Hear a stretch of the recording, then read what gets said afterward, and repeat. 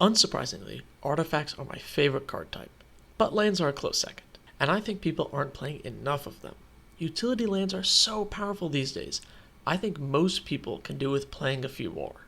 So I just want to talk about some of my favorites, not in any particular order, just some lands I think you should be playing. War Room. This card is excellent. It encourages you to play with less colors and rewards you with card draw for it.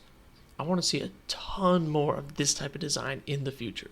Cabal Coffers isn't an unknown card, but since it's a reprint, it's been much cheaper, and if you don't have one yet, you should pick one up. The card is an absolute powerhouse, and you can't go wrong in any Black Focus deck. Urza Saga and Inventor's Fair are quickly becoming some of my favorite Magic cards of all time.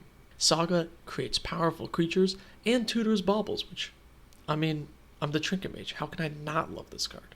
Inventor's Fair is dope, especially if you grab Crucible Worlds and replay the fair over and over again to just keep tutoring. Scavenger Grounds is Graveyard Hate on a land.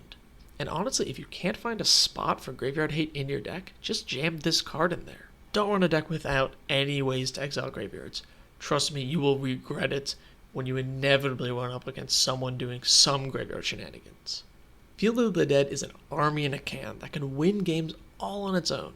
It's even banned in Modern and Pioneer because of how powerful it is. Any land-focused deck should totally run this as a finisher.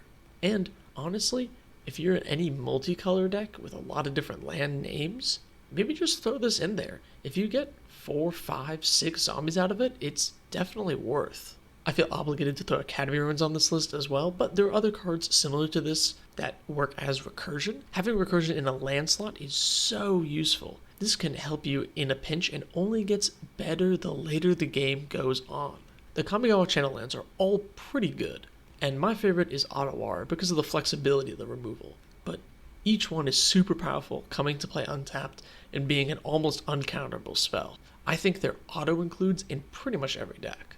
Valakut the Molten Pinnacle is another land finisher, but you don't even need it to finish off players. Just being able to bolt down smaller creatures throughout the game is really, really powerful. Just make sure you have a high mountain count in your deck, but if you do, definitely throw Valakut in there. It's worth it.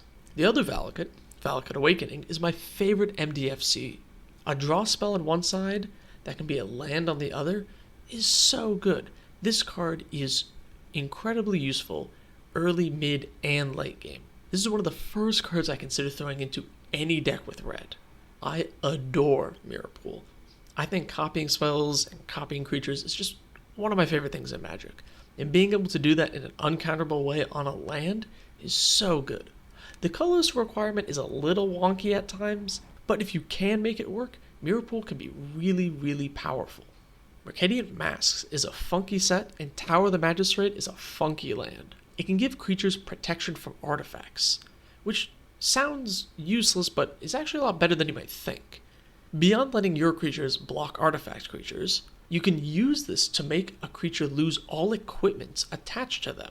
If your meta has a lot of equipments in it, maybe give it a try.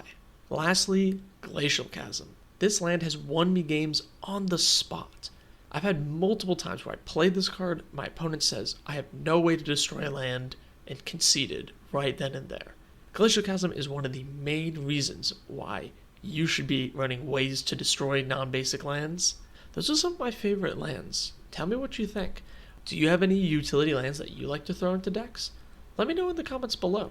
And thanks a ton for watching.